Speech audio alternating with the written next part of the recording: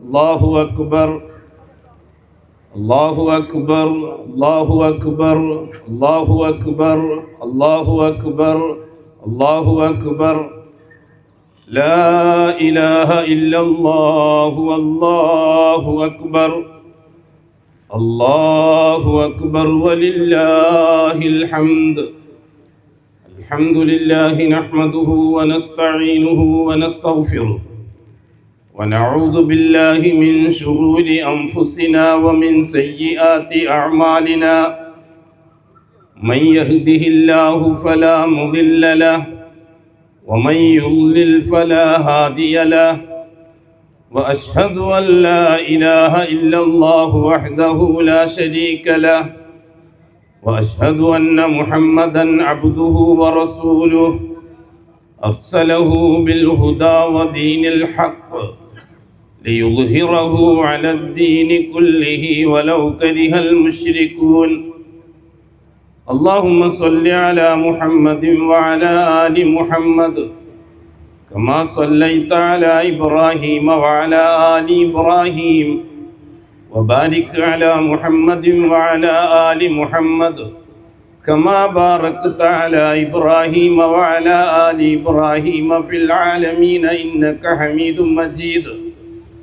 عباد الله أوصيكم ونفسي أولا بتقوى الله. الله أكبر الله أكبر الله أكبر لا إله إلا الله والله أكبر الله أكبر ولله الحمد. يا أيها الذين آمنوا اتقوا الله حق تقاته ولا تموتن إلا وأنتم مسلمون. يا أيها الذين آمنوا اتقوا الله وقولوا قولا سديدا يصلح لكم أعمالكم ويغفر لكم ذنوبكم ومن يطع الله ورسوله فقد فاز فوزا عظيما. يا أيها الناس اتقوا ربكم الذي خلقكم من نفس واحدة وخلق منها زوجها وبث منهما رجالا كثيرا ونساء واتقوا الله الذي تساءلون به والأرحام إن الله كان عليكم رقيبا. الله أكبر الله أكبر الله أكبر لا إله إلا الله والله أكبر الله أكبر ولله الحمد. അല്ലാഹുവിൻ്റെ സത്യവിശ്വാസികളായ അടിമകൾ തഖ്വയുള്ളവരായി ജീവിക്കുകയും അതുവഴി ദുനിയാവിലും ആഖിറത്തിലും അല്ലാഹു പൊരുത്തപ്പെടുന്ന ജീവിതം സമ്പാദിക്കുകയും ചെയ്യണമെന്ന് ആദ്യമായി എന്നോടും തുടർന്ന് നിങ്ങൾ ഓരോരുത്തരോടും വസിയ്യത്ത് ചെയ്യും. ഇന്ന് ഈദുൽ ഫിത്റ, ചെറിയ പെരുന്നാൾ. 29 ദിവസക്കാലം അള്ളാഹുവിൻ്റെ കൽപ്പനകൾക്ക് വഴിപ്പെട്ട് അള്ളാഹുവിന് നാം കൊടുത്ത കരാറ് പൂർത്തിയാക്കി ആ കരാറ് പൂർത്തീകരണത്തിലൂടെ അള്ളാഹുവിൽ നിന്ന് കിട്ടാനുള്ള സകലതും ചോദിച്ച് അള്ളാഹുവിനോട് അപേക്ഷിച്ച് രാപ്പകലുകളെ ഒരുപോലെ ഉപയോഗപ്പെടുത്തി ഇന്നത്തെ ദിവസം അതിൻ്റെ പരിസമാപ്തി കുറിക്കുകയാണ്. വരാനിരിക്കുന്ന 11 മാസക്കാലത്തേക്കുള്ള ജീവിതത്തിന് ഒരുങ്ങിയിരിക്കുകയാണ് നാം ഈ ഒരു മാസക്കാലം. അതൊരു പരിശീലനമായിരുന്നു.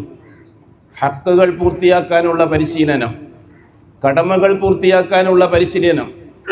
എന്താണ് ഒരു മുഅ്മിനെ സംബന്ധിച്ചിടത്തോളം അവൻ്റെ ഹക്കുകൾ, അവൻ്റെ അവകാശങ്ങൾ എന്താണ്? അവൻ അടുത്ത 11 മാസക്കാലം ശ്രദ്ധിച്ചിരിക്കേണ്ട കാര്യങ്ങൾ എന്താണ്? 3 ബന്ധങ്ങളെ ക്ലിയറാക്കുക എന്നതാണ്. അല്ലാഹു സുബ്ഹാനഹു വ തആല ലോകത്ത് ജീവിക്കുന്ന മുസ്ലിമീങ്ങളോട് ആവശ്യപ്പെടുന്നത് 3 ബന്ധങ്ങൾ ക്ലിയറായിരിക്കണം, സുദൃഢമായിരിക്കണം. അതിൽ ഒന്നാമത്തെ ബന്ധം മാനുഷിക ബന്ധമാണ്, രണ്ടാമത്തെ ബന്ധം കുടുംബ ബന്ധമാണ്, മൂന്നാമത്തെ ബന്ധം ആദർശ ബന്ധമാണ്. ഈ 3 ബന്ധങ്ങളെയും ഒരായത്തിൽ അല്ലാഹു സുബ്ഹാനഹു വ തആല പരിശുദ്ധ ഖുർആനിൻ്റെ ഒരു സൂക്തത്തിൽ നമുക്ക് പരിചയപ്പെടുത്തി തന്നു. ഓ മനുഷ്യരെ, മനുഷ്യരെ വിളിച്ചിട്ടാണ് അല്ലാഹു തആല സംസാരിക്കുന്നത്. പരിശുദ്ധ ഖുർആനിൻ്റെ ശൈലി ചില വിഷയങ്ങൾ മനുഷ്യരോട് മൊത്തത്തിലായിരിക്കും. അവിടെ ജാതിയെയോ മതത്തെയോ മതവിശ്വാസങ്ങളെയോ മറ്റെന്തെങ്കിലും തരത്തിലുള്ള വ്യവസ്ഥിതികളെ ഒന്നും പരിഗണിക്കുന്നില്ല. മനുഷ്യനെ മാത്രമാണ് അതിൽ അല്ലാഹു തആല പരിഗണിക്കുക. ചിലപ്പോൾ ഏതോ മതക്കാരനായിരിക്കാം, ഒരു മതവുമില്ലാത്തവനായിരിക്കാം, അത് അല്ലാഹു തആല അവിടെ കാണുന്നില്ല. അള്ളാഹുവിൻ്റെ സൃഷ്ടികൾ അല്ലാഹു തആല സൃഷ്ടിച്ച് പോറ്റി വളർത്തി തിന്നാനും കുടിക്കാനും ആവശ്യമുള്ളതെല്ലാം നൽകി ഭൂമിയിൽ സംരക്ഷിക്കുന്ന അള്ളാഹുവിൻ്റെ അടിമകൾ മൊത്തത്തിൽ ഇബാദുല്ലാ. അവിടെ ജാതിയില്ല, അവിടെ മതമില്ല, അവിടെ വ്യവസ്ഥിതിയില്ല, ഒന്നുമില്ല. അവിടെ ഇൻസാനിയത്താണ് അല്ലാഹു തആല ഉദ്ദേശിക്കുന്നത്. അതുകൊണ്ടാണ് യാ അയ്യുഹന്നാസ്, ഓ മനുഷ്യരെ എന്ന് വിളിച്ചത്. അതെല്ലാ മതവിഭാഗങ്ങൾക്കും ബാധകമാണ്.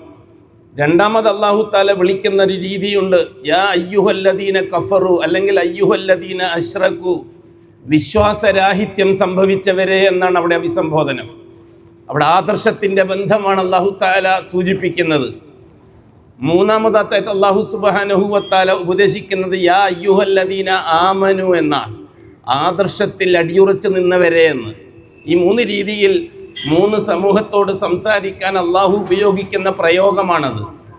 ഞാനീ പറഞ്ഞു വെച്ച വിഷയത്തിന് അല്ലാഹു ഉപയോഗിച്ചത് ഏത് പ്രയോഗമാണ്?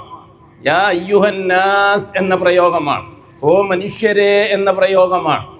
അവിടുത്തെ ഹിന്ദു മതക്കാർക്ക് ബാധകമാണ്, ക്രിസ്ത്യാനികൾക്ക് ബാധകമാണ്, ജൂത നസാറ മജൂസി വിഭാഗങ്ങൾക്ക് ബാധകമാണ്, നിരീശ്വര നിർമ്മതവാദികളായ മനുഷ്യർക്കും ബാധകമാണ്. മൊത്തത്തിൽ ഇവിടെ അല്ലാഹു യാ അയ്യുഹന്നാസ് എന്ന് വിളിക്കുമ്പോൾ അങ്ങനെയാണ് നാം മനസ്സിലാക്കേണ്ടത്. ഇത് ലോകാവസാനം വരെ അങ്ങനെ തന്നെ നിലനിൽക്കും പരിശുദ്ധ ഖുർആന്റെ ശൈലി.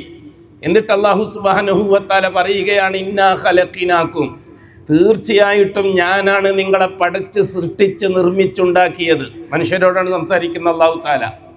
ആർക്കും ഇക്കാര്യത്തിൽ അഭിപ്രായ വ്യത്യാസമില്ല. ഒരു മതക്കാർക്കും അല്ലാഹുവാണ് ദൈവമാണ് ഈ സകല ജലാചരങ്ങളെയും സൃഷ്ടിച്ച് പോറ്റി വളർത്തുന്നത് എന്ന കാര്യത്തിൽ ഇന്ന് ലോകത്ത് ഇന്നുമില്ല, ഇതിനു മുമ്പുമില്ല, ഇനി അങ്ങോട്ടുമില്ല.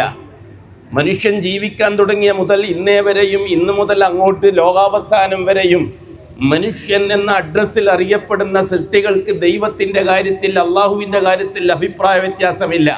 പിന്നെ എവിടെയാണ് അഭിപ്രായ വ്യത്യാസം? അള്ളാഹു അല്ലാത്തവരെ ഇടയിൽ സ്വീകരിക്കണമോ വേണ്ടയോ എന്ന കാര്യത്തിലാണ് അഭിപ്രായ വ്യത്യാസം. അള്ളാഹുവിൻ്റെ കാര്യത്തിൽ ദൈവത്തിൻ്റെ കാര്യത്തിൽ അഭിപ്രായ വ്യത്യാസമില്ല. അത് നമ്മൾ പ്രത്യേകം ശ്രദ്ധിച്ചിരിക്കണം.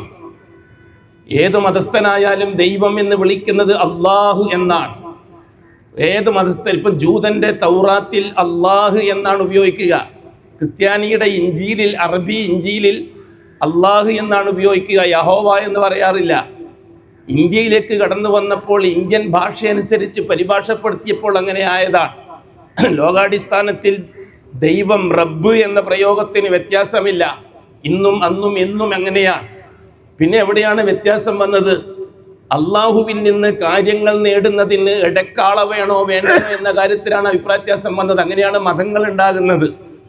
അള്ളാഹുവിൽ നിന്ന് കാര്യങ്ങൾ നേടാൻ അടിമകൾക്ക് സ്വതന്ത്രമേ കഴിയുകയില്ല, അതിന് ഇടയാളുകളുടെ ആവശ്യമുണ്ട് എന്ന് വിശ്വസിക്കുന്നവർ അതെന്താ ചെയ്തത്? ക്രിസ്ത്യാനികൾ യേശുവിനെയും മറിയത്തെയും ഇടയാളുകളാക്കി അള്ളാഹുവിന്.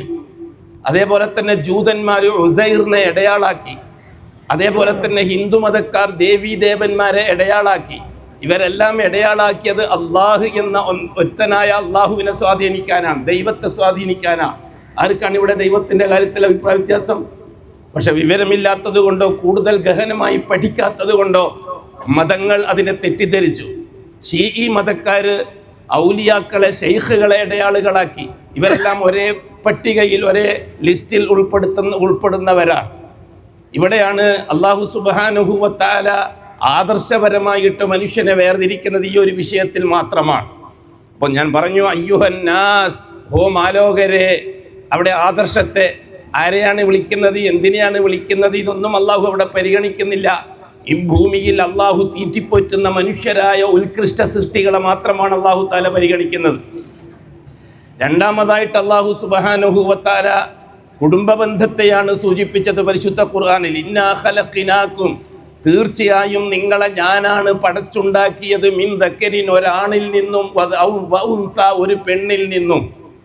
ഇവിടുത്തെ ഒരു മതക്കാർക്കും ഒരു വിശ്വാസക്കാർക്കും ഇക്കാര്യത്തിൽ അഭിപ്രായ വ്യത്യാസമില്ല.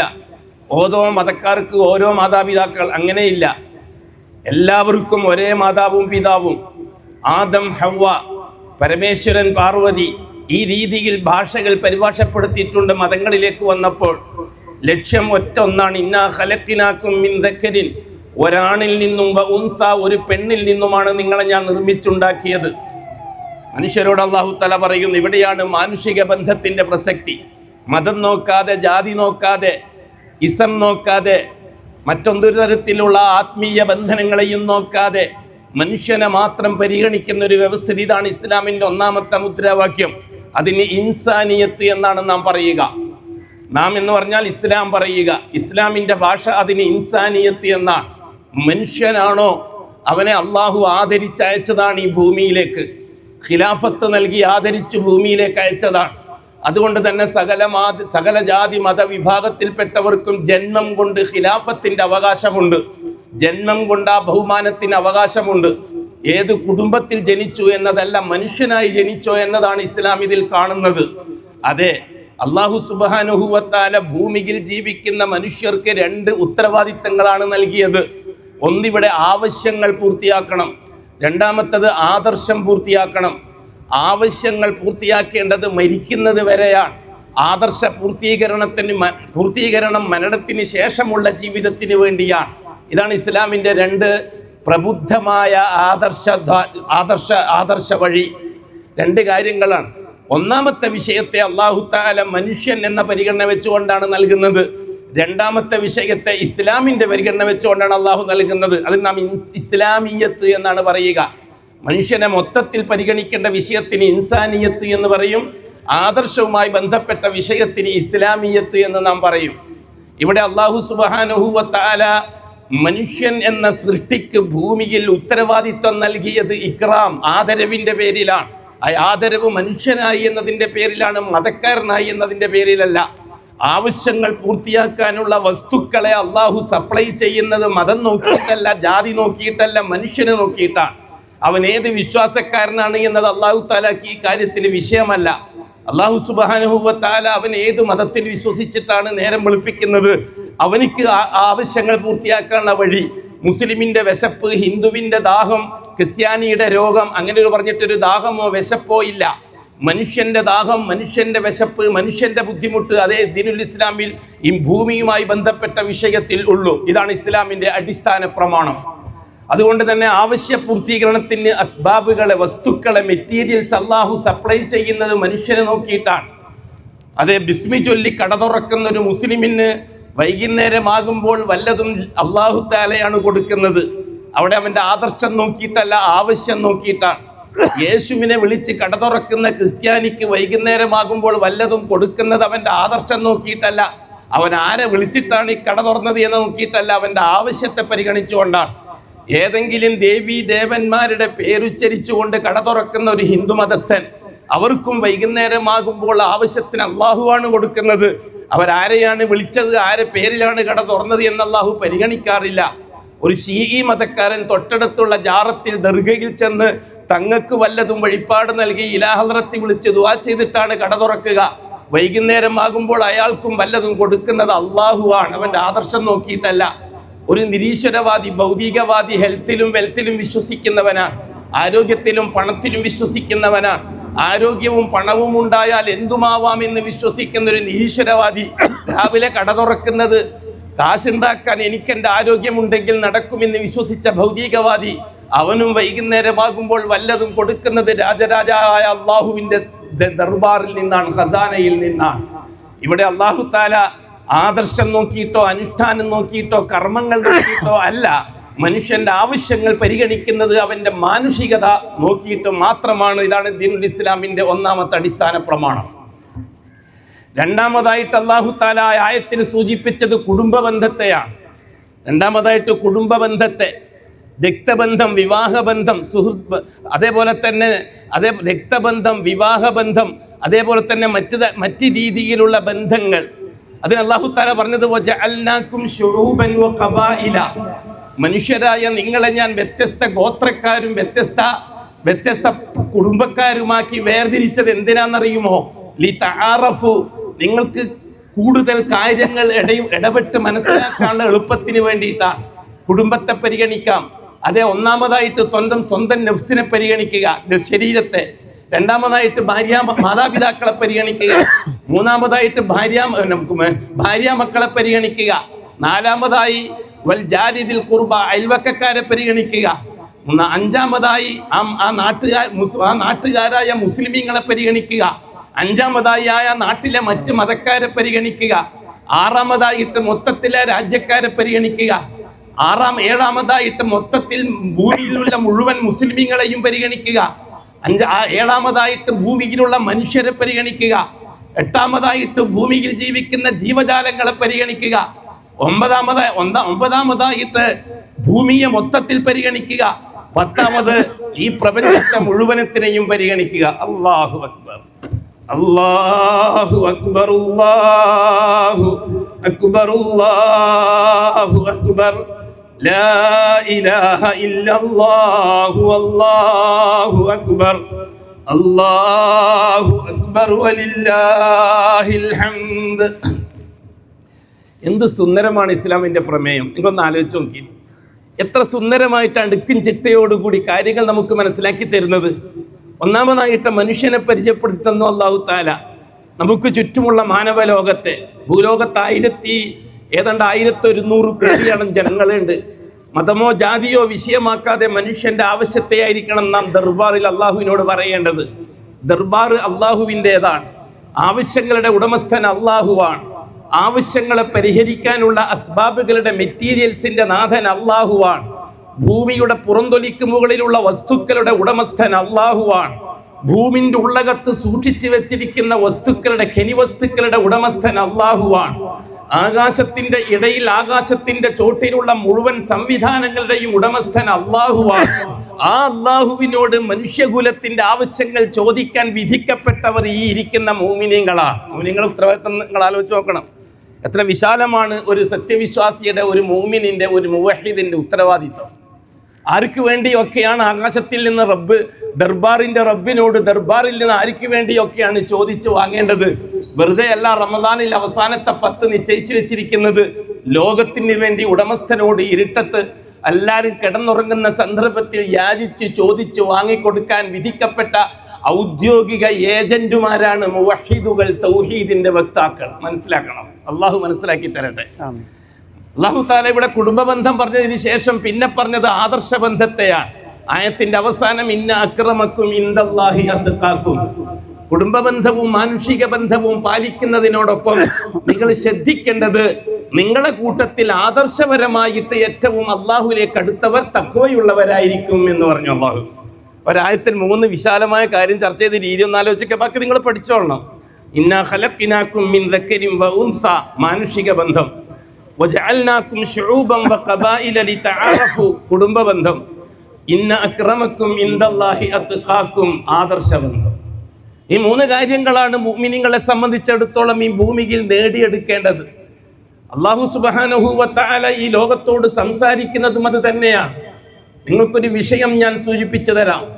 അഷ്റഫുൽ ഖൽഖായ മുത്തായ മുസ്തഫ റസൂലുള്ളാഹി മദീന മുനവ്വറയിൽ എത്തുകയാണ്. ത്യാഗത്തോടുകൂടി കഷ്ടപ്പെട്ട് അധ്വാനിച്ച് 13 ദിവസത്തെ കടുകടുത്ത യാതനകളുടെ യാത്ര അവസാനിച്ച് അഷ്റഫുൽ ഖൽഖ് ഖുബായിലെത്തുകയാണ്.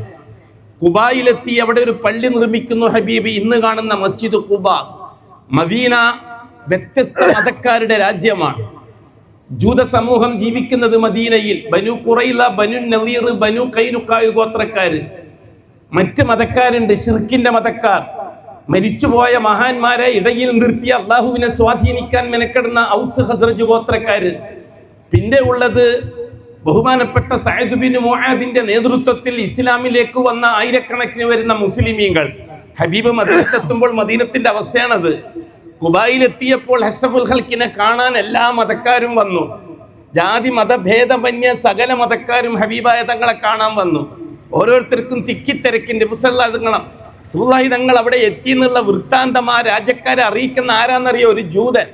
അയാൾ തെങ്ങിന്റെ മുകളിൽ നിന്ന് ഈത്തപ്പന മരത്തിന്റെ മുകളിൽ നിന്നെന്തോ പണിയെടുത്തോണ്ടിരിക്കുകയാണ്. അപ്പം മൂപ്പര് കാണുകയാണ് മരുഭൂമിയുടെ അങ്ങേ അറ്റത്തുനിന്ന് വെളുത്ത വസ്ത്രം ധരിച്ച രണ്ട് ഒട്ടകവുമായിട്ട് വരുന്നത്. ആ ജൂതന് മനസ്സിലായി ദിവസങ്ങളോളമായി മുസ്ലിമീങ്ങൾ കാത്തിരിക്കുന്ന പ്രവാചകനാണത് എന്ന്. ആ ജൂതൻ ഈത്തപ്പനയുടെ മരത്തിന്റെ മുകളിൽ നിന്ന് വിളിച്ചു പറഞ്ഞു, യാ അഹ്ലൽ അറബ്, ഓ ഹർബികളെ, ദാ നിങ്ങൾ പ്രതീക്ഷിക്കുന്ന ആള് വരവായി കേട്ടോ എന്ന്. എത്ര ആർത്തിയോടെ ആവേശത്തോടെയാണെന്നറിയുമോ അദ്ദേഹം വിളിച്ചു പറഞ്ഞത്. അവിടെയൊന്നും നാം എന്ത് കാണുന്നില്ല? ആദർശപരമായ വർഗീയതകളോ വിഭാഗീയതകളോ ഒന്നും അവരിൽ നിന്ന് കാണുന്നില്ല. ഇപ്പുറത്തുനിന്നാണെങ്കിൽ ഔസ് ഹസ്രത്ത് ഗോത്രത്തിൽ സകലരും ഒരുമിച്ച് കൂടിയിരിക്കുകയാണ്. എല്ലാവർക്കും അഷ്റഫുൽ ഖൽക്കിനെ ഒന്ന് കാണണം, ജാതി മത ഭേദമന്യേ. അങ്ങനെയാണ് അവർ പഠിച്ചതും മനസ്സിലാക്കിയതുമൊക്കെ. ആ കൂട്ടത്തിൽ ഒരാൾ ഹാജരായി. അയാളെ പേര് ഹുസൈൻ ഇബ്നു സലാം എന്നാണ്. അദ്ദേഹം ജൂത പണ്ഡിതനാണ്. അദ്ദേഹത്തിന്റെ ജീവിതം തൗറാത്ത് പഠിക്കലും പഠിപ്പിക്കലുമാണ്. തൗറാത്ത് വളരെ വിശദമായി പഠിച്ച് അതിലടങ്ങിയിരിക്കുന്ന ആയാത്തുകളെ വിവരിച്ചു കൊടുക്കുന്ന ജോലിയാണ് അദ്ദേഹം പണ്ഡിതനാണ്. യസ്രിബിൽ കുറെ കാലമായി അദ്ദേഹം ജീവിക്കുന്നു. ബനു ഖൈനുഖാ ഗോത്രക്കാരനാണ്. അദ്ദേഹം തൗറാത്ത് പഠിപ്പിക്കുന്ന സന്ദർഭത്തിൽ തൗറാത്തിൽ ഒരു പ്രവാചകനെ സംബന്ധിച്ചുള്ള മുന്നറിയിപ്പ് കൃത്യമായി പറഞ്ഞിട്ടുണ്ട്. അദ്ദേഹം അത് ആവർത്തിച്ച് വായിച്ചിട്ടുണ്ട്. വരുന്ന പ്രവാചകന്റെ നിറം ഇന്നതാണെന്ന് തൗറാത്തിലുണ്ട്. വരുന്ന പ്രവാചകന്റെ നീളം ഉയരം ഇത്രയാണെന്ന് തൗറാത്തിലുണ്ട്. വരുന്ന പ്രവാചകന്റെ മുഖത്തിന്റെ രൂപം ഇന്നതാണെന്ന് തൗറാത്തിലുണ്ട്. വരുന്ന പ്രവാചകന്റെ നടത്തം ഇന്ന രീതിയിലാണെന്ന് തൗറാത്തിലുണ്ട്. വരുന്ന പ്രവാചകന്റെ സംസാരം മുത്തുമണി പോലത്തെ സംസാരം എന്താണെന്ന് തൗറാത്തിലുണ്ട്. അത് വായിച്ചു പഠിച്ച ഹുസൈൻ ഇബ്നു സലാം, മുസ്ലിമീങ്ങൾ കാത്തിരിക്കുന്ന പ്രവാചകൻ ഇത് തന്നെയാണാവാൻ സാധ്യത. കാരണം തൗറാത്തിലുണ്ട് ഈത്തപ്പന മരങ്ങൾ തിങ്ങി നിറഞ്ഞൊരു രാജ്യത്തേക്കായിരിക്കും അയാൾ വരിക എന്ന്. മദീന ഈത്തപ്പനത്തിന്റെ നാടാണ്. ആ മദീനയിൽ ഈത്തപ്പനത്തിന്റെ ഇടയിലാണ് ഖുബായിൽ പള്ളി നിർമ്മിച്ചിരിക്കുന്നത്. ഇത് തീർച്ചയായിട്ടും തൗറാത്തിൽ പറഞ്ഞ മുഹമ്മദ് എന്ന പ്രവാചകൻ, അഹമ്മദ് എന്ന പ്രവാചകനാണെന്ന് വിശ്വസിച്ച ഹുസൈൻ ഇബ്നു സലാമിന് ആ പ്രവാചകനെ ഒന്ന് കാണണം. തൗറാത്തിൽ വിശദീകരിച്ച് പഠിച്ച പൂർവ്വവേദത്തിലെല്ലാം ക്രിസ്ത്യാനികൾക്കും നന്നായിട്ട് അറിയാം. ഇന്ന് നിലനിൽക്കുന്ന ബൈബിളിൽ പോലും ഈ അഷ്റഫുൽ ഖൽക്കിന്റെ ഈ പറയപ്പെട്ട എല്ലാ ഗുണങ്ങളും വിശദീകരിച്ചിട്ടുണ്ട്. ആ ഹുസൈൻ ഇബ്നു സലാം വീട്ടിൽ നിന്ന് ആർത്തിയോടെ ഇറങ്ങി. പെങ്ങൾ ചോദിച്ചു, നിങ്ങൾക്ക് എന്താ ഇത്ര ആർത്തി?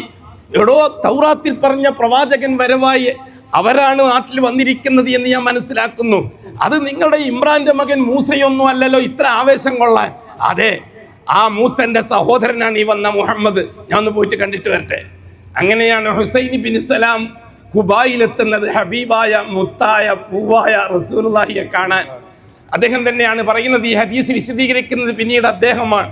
ഹുസൈൻ ഇബ്നു സലാമാണ് ഈ ഹദീസ് വിശദീകരിക്കുന്നതിന് പാശ്ചാത്തലം വേറെയുണ്ട്. അദ്ദേഹം ജനങ്ങളെ തിക്കി തിരക്കി അഷ്റഫുൽ ഖൽക്കിന്റെ മുമ്പിലെത്തി. അഷ്റഫുൽ ഖൽക്കിനെ കണ്ണു നിറച്ചും കണ്ടു. ആ സമയത്ത് ഹുസൈൻ ഇബ്നു സലാം പറഞ്ഞു, ജൂത പുരോഹിതൻ പറഞ്ഞു, തീർച്ചയായും അദ്ദേഹത്തിന്റെ മുഖം കണ്ടപ്പോൾ തന്നെ എനിക്ക് തോന്നി അദ്ദേഹം കദ്ദാബുകളുടെ അടയാളക്കാരനല്ല, കളവ് പറയുന്ന ആളല്ല, സത്യമേ അയാൾ പറയൂ എന്ന് ആ മുഖം കണ്ടപ്പോൾ തന്നെ എനിക്ക് മനസ്സിലായി. ഇനി അങ്ങോട്ട് വീണ്ടും ഞാൻ കടന്നു. ആ മുഹമ്മദിന്റെ അടുത്ത് ഞാൻ കടന്നു ചെന്ന് നിന്നിട്ട് എല്ലാവരെയും തിക്കിത്തിരിക്കിട്ടാണ് പോയത്. എന്നിട്ട് ഞാൻ ആ മുഹമ്മദോട്, ഞാൻ ഹുസൈൻ ഇബ്നു സലാമാണ്, അങ്ങയെ കാണാൻ വേണ്ടി വന്നതാണ്. അപ്പോഴേക്കും അഷ്റഫുൽ ഖൽക്ക് പ്രാരംഭ പ്രസംഗം നടത്തി. ഞാൻ പറഞ്ഞു തീർത്തുതരാം, അള്ളാഹു താല തണലിട്ട് തരും, സബൂർ ചെയ്തിരിക്കുക. പ്രാരംഭ പ്രസംഗം മദീനത്തെത്തിയ ഉടനെ തന്നെയുള്ള ഹബീബായ മുത്തിന്റെ കന്നി പ്രസംഗം, അഷ്റഫുൽ ഖൽക്കായ മുത്തിന്റെ ആരംഭ പ്രസംഗം, അഭിസംബോധനം മനുഷ്യരോടാണ്. സുവഹിതങ്ങൾ എന്താ പറയുന്നത് എന്നിങ്ങനെ ജൂതഗോത്രത്തിലെ തലവന്മാർ നോക്കിക്കാണുകയാണ്. എന്താണ് പറയുന്നത് എന്ന് ഔസ് ഹസ്രജ് ഗോത്രക്കാര്, അവർ മുശ്രിക്കീങ്ങളാണ്, ഇടയാളന്മാരാണ്. അതേപോലെ തന്നെ മുസ്ലിമീങ്ങൾ ബഹുമാനപ്പെട്ട സഅദ് ബിൻ മുആദിന്റെ നേതൃത്വത്തിൽ പണ്ട് ബഹുമാനപ്പെട്ട മിസ്അബ് ബിൻ ഉമൈറിന്റെ നേതൃത്വത്തിൽ ഒരു കൊല്ലം കൊണ്ട് ഇസ്ലാമിലേക്ക് വന്നവർ ഇങ്ങനെ മൂന്ന് വിഭാഗവും ഇങ്ങനെ കാതോർത്ത് കാക്കുകയാണ്. ഈ പൂനിലാവ് പോലെ തിളങ്ങുന്ന മുഖമുള്ള പ്രവാചകൻ, കറുകറുത്ത പുരികമുള്ള പ്രവാചകൻ, കറുത്ത കൃഷ്ണമണിയുള്ള വെളുത്ത കണ്ണിന്റെ ഉള്ളിൽ കറുത്ത കൃഷ്ണമണിയുള്ള പ്രവാചകൻ, തുടുത്തുടുത്ത കവിൾത്തടങ്ങള്, വിശാലമായ മുഖം, കറുകറുത്ത താടി, അതേപോലെ തന്നെ കറുത്ത പുരികം, എല്ലാം കൊണ്ടും അത് ചുമല് വരെ നീണ്ടു കിടക്കുന്ന മുടി. എന്തൊരു സൗന്ദര്യമാണ് പ്രവാചകൻ! മാഷാ അല്ലാഹ്, നമ്മുടെ പ്രവാചകൻ മുഹമ്മദുർ റസൂലുള്ളാഹ്.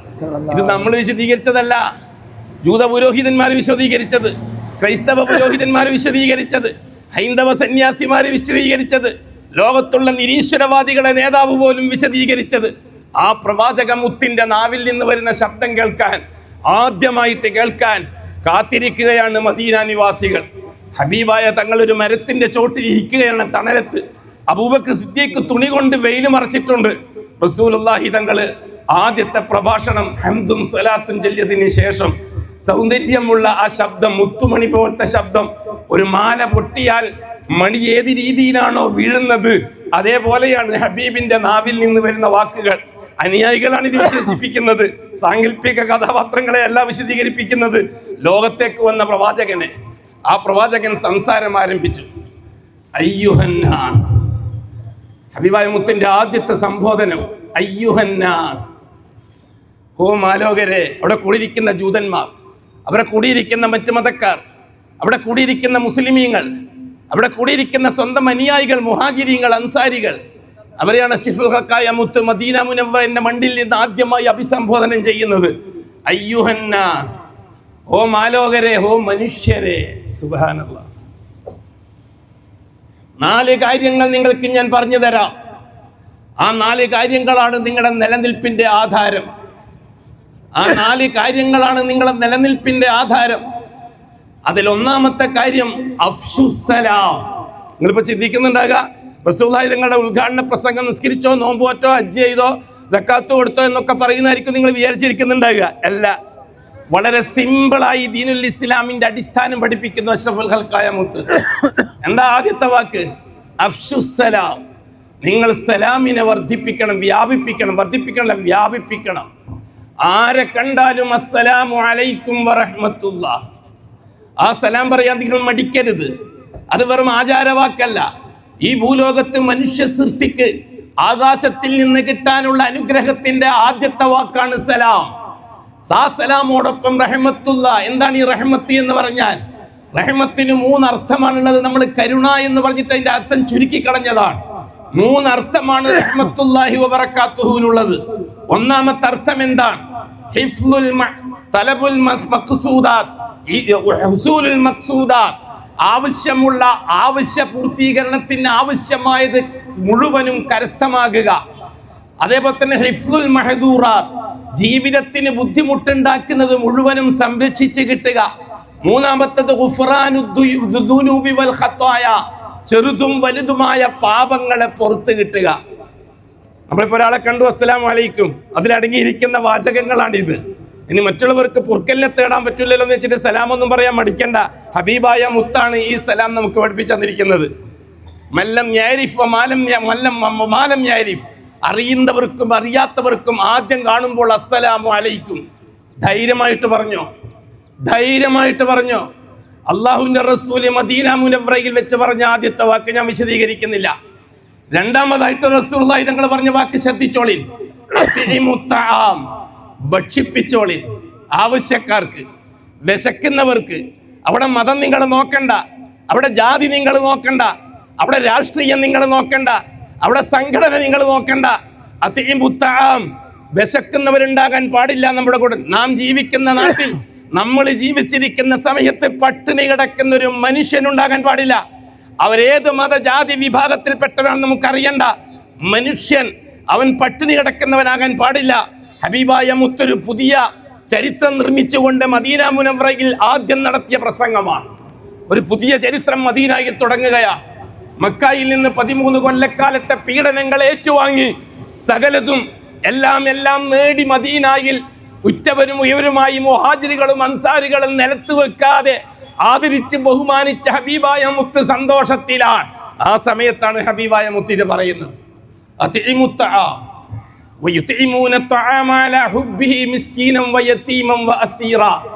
അല്ലാഹു തആല മനുഷ്യനോടാണ് പറഞ്ഞത്, മുസ്ലിമീങ്ങളോട് പറഞ്ഞത്, നിങ്ങൾ ശ്രദ്ധിക്കണം. ഭക്ഷണം നൽകണം ആവശ്യമുള്ളവർക്ക്. സ്വന്തം ആവശ്യമുള്ളപ്പോൾ തന്നെ നൽകണം. ഇത് എനിക്ക് തിന്നാനേ ഉള്ളൂ എന്ന് കരുതരുത്.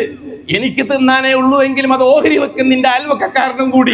അലാ ഹുബ്ബിഹി എന്ന് പറഞ്ഞാൽ എന്നെ മനസ്സാശിക്കുന്നു അത് തിന്ന് തീർക്കാൻ. പക്ഷേ എൻ്റെ അയൽവക്കത്തൊരു കുടുംബമുണ്ട്, അത് മുസ്ലിമോ ഹിന്ദു എന്ന് എനിക്ക് നോക്കണ്ട, അവനിക്കും കൊടുക്ക് പകുതി. അതാണ് അലാ ഹുബ്ബിഹി. മിസ്കീനൻ, തികയാത്തവനിക്ക് കൊടുക്കിൻ. ഔ മിസ്കീനൻ ഔ ഫഖീറൻ, അല്ലെങ്കിൽ ഒന്നും ഇല്ലാത്തവനിക്ക് കൊടുക്കിൻ. വഅസീറ, ബന്ധനസ്ഥവരായവർക്ക് കൊടുക്കിൻ. അറസ്റ്റിലായിരിക്കും ചിലപ്പോൾ ആ രക്ഷിതാവ്, ആ വീട്ടുകാരൻ, ആ കുടുംബം പട്ടിണി കിടക്കാൻ പാടില്ല, ആ പേരും പറഞ്ഞിട്ടൊരു മുസ്ലിം ജീവിച്ചിരിക്കുന്ന കാലത്തോളം. ഇതാണ് അഷ്റഫുൽ ഖൽഖ് പറഞ്ഞ രണ്ടാമത്തെ ദൗത്യം. മൂന്നാമതായിട്ട് റസൂലുള്ളാഹി തങ്ങൾ പറഞ്ഞു വസിലുൽ അർഹാം, നിങ്ങൾ കുടുംബ ബന്ധം പാലിക്കുക, നിങ്ങളുടെ ബന്ധങ്ങളെ നിങ്ങൾ ഊട്ടി ഉറപ്പിക്കുക. നിങ്ങളുടെ മാതാപിതാക്കളാണ് ആദ്യത്തെ ബന്ധം, ഭാര്യ മക്കൾ രണ്ടാമത്തെ ബന്ധം, അയൽവക്കക്കാര് മൂന്നാമത്തെ ബന്ധം. ഈ അയൽവക്കക്കാരെ നോക്കുമ്പോൾ നിങ്ങൾ മതത്തെയും ജാതിയെയും പരിഗണിക്കേണ്ടതില്ല, അയൽവക്കക്കാരനെ നോക്കിയാൽ മതി. നിങ്ങളുടെ നാട്ടുബന്ധം, നാട്ടിലെ മുസ്ലിമീങ്ങൾ ഒന്നാമതായി, മനുഷ്യരെ മുഴുവനും അനുബന്ധമായി. പിന്നെ രാജ്യം, ഇന്ത്യ രാജ്യം, ആ രാജ്യത്തുള്ള മുസ്ലിമീങ്ങളും ആ രാജ്യത്തുള്ള മറ്റ് ജനങ്ങളും, അത് കഴിഞ്ഞിട്ട് ലോകവും ലോകത്തുള്ള മനുഷ്യരും. ഇതാണ് ഇത്ആമിന്റെ വിഷയത്തിൽ നാം പരിഗണിക്കേണ്ടത്. അവൻ ശത്രുവാണോ, അവൻ മിത്രമാണോ, അവൻ അപകടകാരിയാണോ, അവൻ നമ്മളെ കൊല്ലാൻ നടക്കുന്നവനാണോ, അവൻ നമ്മുടെ നാട്ടിൽ നിന്ന് പറഞ്ഞേക്കാൻ മെനക്കിടുന്നവനാണോ, അവന്റെ കൊടിയെന്ത് കളറാണോ, അവന്റെ പതാക, ഇതൊന്നും ഒരു മുഅ്മിനെ സംബന്ധിച്ചോളം വിഷയമല്ല. അവൻ ഭക്ഷണം കഴിപ്പിക്കാൻ നടന്നത് അള്ളാഹുവിന്റെ കൽപ്പനയാണ്.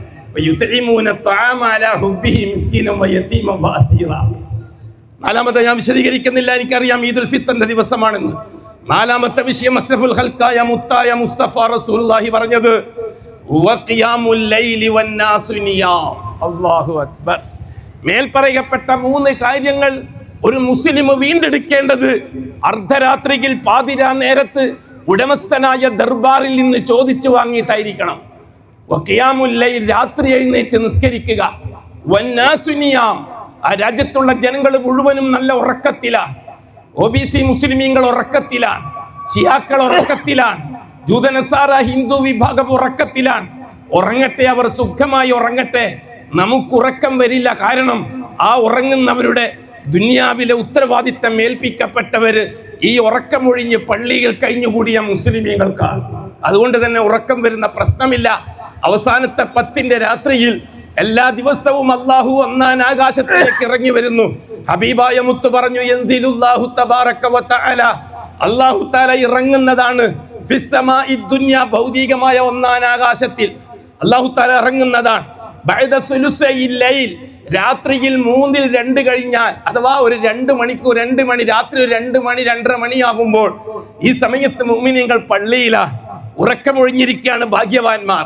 ഭാഗ്യദോഷികൾ സുന്ദരമായ ഉറക്കത്തിലാണ്, ഭാഗ്യം കെട്ടവർ ഉറക്കത്തിലാണ്. അല്ലാഹു തആല ആകാശത്തിൽ നിന്ന് വിളിക്കുന്നു, അലാ മുസ്തഗ്ഫിരിൻ, നിങ്ങൾ ചെയ്തു പോയ തെറ്റുകുറ്റങ്ങൾ പുറത്തു തരണമെന്ന് ആഗ്രഹിക്കുന്നവർ നിങ്ങളുടെ കൂട്ടത്തിലില്ലേ? ചോദിക്കുന്ന എന്നോട്, ഞാൻ പുറത്തു തരാൻ കാത്തിരിക്കുകയാണ്. ഉറങ്ങുന്നവൻ ഇത് കേൾക്കുകയില്ല, ശസിക്കുന്നവൻ ഇത് കേൾക്കുകയില്ല. രാത്രി ഇശാവും കഴിഞ്ഞ് കുറച്ചരക്കയത്ത് നിസ്കരിച്ചു പോയി കിടന്നുറങ്ങുന്നവനിക്ക് ഈ കേൾവി കേൾക്കാൻ കഴിയില്ല. കാരണം അല്ലാഹു ഇറങ്ങുന്ന സമയം പാതിരാക്ക് ശേഷമാണ്. രണ്ടാമത്തെ വിളി അലാ മുസ്തർസിഖിൻ ഫഅർസുഖുഹു, നിങ്ങൾക്ക് ആവശ്യങ്ങളൊന്നും ഇല്ലേ? നിങ്ങൾക്ക് റിസ്ക്, ഭക്ഷണം വേണ്ടേ, വെള്ളം വേണ്ടേ, ക്ഷാമമാണോ, ക്ഷേമം വേണ്ടേ, വരൾച്ചയാണോ, വെള്ളം വേണ്ടേ?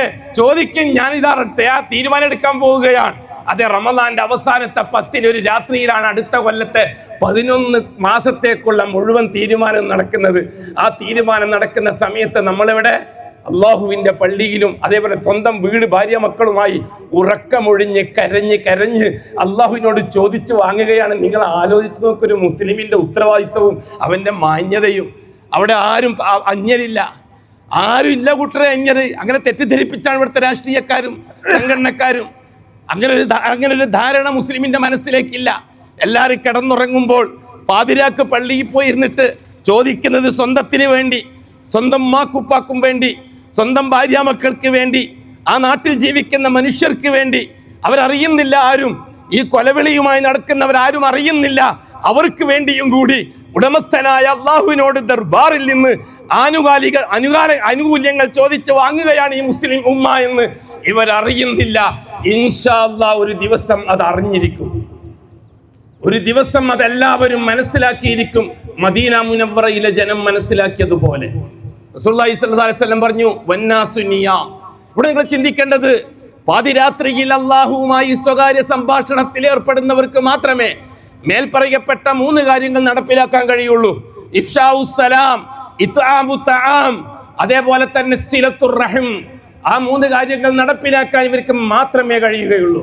ഇതാണ് എന്നിട്ട് അഷ്റഫുൽ ഖൽഖ് പറഞ്ഞു, തദ്ഖുലുൽ ജന്നത ബിസലാം. ഈ 4 കാര്യങ്ങൾ നിങ്ങൾ ശ്രദ്ധിച്ച് ചെയ്തോളിൻ, നല്ല ആവേശത്തോടെ നിങ്ങൾക്ക് സ്വർഗത്തിലേക്ക് പോകാം. തദ്ഖുലുൽ ജന്ന, നിങ്ങൾക്ക് സ്വർഗത്തിൽ പ്രവേശിക്കാം. ബിസലാം, നല്ല സുരക്ഷമായ സ്വർഗം നിങ്ങൾക്ക് കിട്ടും. അല്ലാഹു തആല ഭാരമേറിയ ഏതോ തലയിൽ വെച്ച് തന്നിട്ട് സ്വകാര്യമായിട്ട് എന്തോ ഗൂഢാലോചന നടത്താനൊന്നുമല്ല ഈ പറഞ്ഞിരിക്കുന്നത്, പരസ്യമായ കാര്യമാണ്. മസ്ജിദിൽ നബി മദീന വരുമ്പോൾ എത്തിയ ഖുബായിൽ എത്തിയ റസൂലുള്ളാഹി തങ്ങൾ ആദ്യമായിട്ട് ജനത്തോട്, ഈ സമയത്താണ് ഹുസൈൻ ബിൻ സലാം അഷ്റഫുൽ ഖൽഖിനോട് പോയിട്ട് പറയുന്നത്, യാ റസൂലല്ലാഹ്, എനിക്ക് നിങ്ങളെ അംഗീകരിക്കണം. അപ്പോൾ റസൂലുള്ളാഹി തങ്ങൾ ചോദിച്ചു, നിങ്ങളെ പേരെന്താണ്, ഊരേതാണ്? ഞാൻ ബനൂ ഖൈനുഖാ ഗോത്രത്തിലെ പുരോഹിതനാണ്, പണ്ഡിതനാണ്. തൗറാത്തിൽ നിന്ന് ഞാൻ ഇതൊക്കെ വായിച്ചെടുത്തിട്ടുണ്ട്. അതാണ് നിങ്ങൾ പറഞ്ഞത്, നിങ്ങളെ പ്രവാചകനാണെന്ന് ഞാൻ ഉറപ്പിക്കുന്നു. എനിക്ക് നിങ്ങളുടെ പ്രവാചകത്വം സ്വീകരിക്കണം. എന്നാൽ ശരി, നീ ഷഹാദത്തിൽ ഏർപ്പെട്ടോളി. അഷ്ഹദു അല്ലാ ഇലാഹ ഇല്ലല്ലാഹ് വഅഷ്ഹദു അന്നക മുഹമ്മദുൻ റസൂലുള്ളാഹ്. ഹുസൈൻ ബിൻ സലാം മുസ്ലിമായി. അഷ്റഫുൽ ഖൽഖ് പറഞ്ഞു, ഹുസൈൻ, നിങ്ങളെ പേര് മാറ്റണം. ഈ ഹുസൈൻ ബിൻ സലാം ശരിയില്ല, അബ്ദുല്ലാഹി ബിൻ സലാം എന്ന് നിങ്ങളെ പേരാക്കണം. അതാണ് നമ്മളെ സുപ്രസിദ്ധനായ മദീനയിൽ നിന്ന് ജൂതമതത്തിൽ നിന്ന് ഇസ്ലാമിലേക്ക് വന്ന അബ്ദുല്ലാഹി ബിൻ സലാമിനെ പറ്റി കേട്ടിട്ടില്ലേ? അതാണ് ഇദ്ദേഹം. ഈ അബ്ദുല്ലാഹി ബിൻ സലാം വീട്ടിലേക്ക് പോയി സന്തോഷത്തോടു കൂടി ആവേശത്തോടു കൂടി ഭാര്യയോടും മക്കളോടും പെങ്ങളോടും പറഞ്ഞു. അവരെല്ലാം ഇസ്ലാമിലേക്ക് വന്ന് ഷഹാദത്ത് പറഞ്ഞു. അതെ, ആയ അള്ളാഹുവിനെ അനുസരിച്ച് ജീവിക്കാൻ ഞാൻ തയ്യാറാണ്. അഷ്ഹദു അല്ലാ ഇലാഹ ഇല്ലല്ലാഹ്. എങ്ങനെ ജീവിക്കും? ഈ മുഹമ്മദ് നബി പറയും പോലെ ജീവിക്കും. അഷ്ഹദു അന്ന മുഹമ്മദർ റസൂലുള്ളാഹ്. ഹുസൈൻ ഇപ്പോൾ അബ്ദുല്ലാഹി ബിൻ സലാമിനെ വിളിച്ചിട്ട് റസൂലുള്ളാഹി തങ്ങൾ പറഞ്ഞു, ഖൈനുഖാ ഗോത്രക്കാരെ നമുക്ക് ക്ഷണിക്കണ്ടേ? അപ്പോൾ അദ്ദേഹം പറഞ്ഞു, യാ റസൂലല്ലാഹ്, നിങ്ങൾക്കറിയോ, അന്നൽ യഹൂദ ഖൗമു ബുഹ്തിൻ, ജൂതന്മാർ എന്ന് പറഞ്ഞാൽ പച്ച കള്ളം പറയുന്നവരും ചതിയന്മാരുമാണ് നബിയെ. അവരെ നിങ്ങൾക്ക് അങ്ങനെയൊന്നും കിട്ടൂല നബിയെ. ഏത് സമയത്തും എന്ത് ക്രൂരതയും ചെയ്യാൻ മടിക്കാത്തവരാണ് ജൂതന്മാർ. സ്വന്തം പുരോഹിതൻ അനുയായികളെ പറ്റിയാണ് പറഞ്ഞു കൊടുക്കുന്നത്. അതുകൊണ്ട് യാ റസൂലല്ലാഹ്, നടക്കൂല. ഞാൻ തന്നെ അള്ളാഹുവിൻ്റെ ദീൻ സ്വീകരിച്ചത് അവരറിഞ്ഞാൽ എൻ്റെ സകലതും നഷ്ടപ്പെടും. റസൂലുള്ളാഹി തങ്ങൾ ഒരു ഹിക്മത്ത് ഒപ്പിച്ചു. ഹുസൈൻ, ഞാൻ ഒരു ദിവസം നിങ്ങളുടെ വീട്ടിലേക്ക് വരാം. നിങ്ങൾ ഖൈനുഖാ ഗോത്രക്കാരെ മുഴുവനും വിളിച്ചു കൂട്ടി. ആ ഖൈനുഖാ ഗോത്രക്കാരെല്ലാം കൂടണം. നിങ്ങളൊരു മറയുടെ പിറകിൽ നിൽക്കണം. ഞാൻ അവരോട് സംസാരിച്ചോളാം. കൃത്യസമയത്ത് അഷ്റഫുൽ ഖൽഖ് എത്തി. ബനൂ ഖൈനുഖാ യൂത ഗോത്രത്തിൽപ്പെട്ടവരോട് സംസാരിക്കാൻ തുടങ്ങി. അപ്പം മുഹമ്മദ് നബി സല്ലല്ലാഹു അലൈഹി വസല്ലം അവർ പറഞ്ഞു, ഇത് അംഗീകരിക്കുന്ന പ്രശ്നമേ ഇല്ല. അങ്ങനെ ഒരു നബിയെ ഞങ്ങൾ അംഗീകരിക്കുകയില്ല. അങ്ങനെ ഒരു പുതിയ ഒരു പരിപാടിയും ഞങ്ങൾക്കില്ല. ഞങ്ങൾക്ക് ഇസ്രായേലി പാരമ്പര്യം മാത്രമേ ഉള്ളൂ. അപ്പോൾ റസൂലുള്ളാഹി തങ്ങൾ ചോദിച്ചു, അങ്ങനെയാണെങ്കിൽ നിങ്ങളെ ഏറ്റവും വലിയ ഉസ്താദും ഏറ്റവും വലിയ ബഹുമാനീയനുമായ ഹുസൈൻ ബിൻ സലാമിനെ പറ്റി നിങ്ങളുടെ അഭിപ്രായം എന്താണ്? അപ്പോൾ ജൂതന്മാർ ഒറ്റ സ്വരത്തിൽ, ഹുവ ഖൈറുന, ഞങ്ങളുടെ കൂട്ടത്തിൽ ഏറ്റവും നല്ലവനാണ്.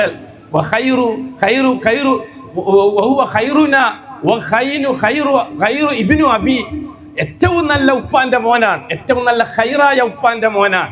വഹുവ അലമുന, ഞങ്ങളുടെ കൂട്ടത്തിൽ ഏറ്റവും നല്ല പണ്ഡിതനാണ്. വബിനു അലമിന, ഞങ്ങളുടെ കൂട്ടത്തിൽ ഏറ്റവും വലിയ പണ്ഡിതന്റെ മകനാണ്. ഒരഭിപ്രായ വ്യത്യാസവും നമുക്കില്ല. അപ്പൊ ചോദിച്ചു റസൂലുള്ളാഹി തങ്ങൾ, മൂപ്പരിത് അംഗീകരിച്ചാലോ? മൂപ്പർ അംഗീകരിക്കുന്ന പ്രശ്നമില്ല, അത്ര മഹാപണ്ഡിതനും അറിവുള്ളവരുമാണ്. ഈ സമയത്ത് റസൂലുള്ളാഹി തങ്ങൾ മറയുടെ പിറകിൽ നിന്ന് ഹുസൈൻ ബിൻ സലാമിനല്ല, അബ്ദുല്ലാഹി ബിൻ സലാമിനെ വിളിച്ചു.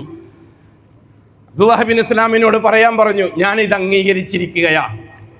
അഷ്ഹദു അല്ലാ ഇലാഹ ഇല്ലല്ലാഹ്. അപ്പൊ ജൂതന്മാർ എന്താ ചെയ്തെന്നറിയുമോ? ഞങ്ങൾക്ക് ഇവനെ പറ്റി നന്നായിട്ടറിയാം.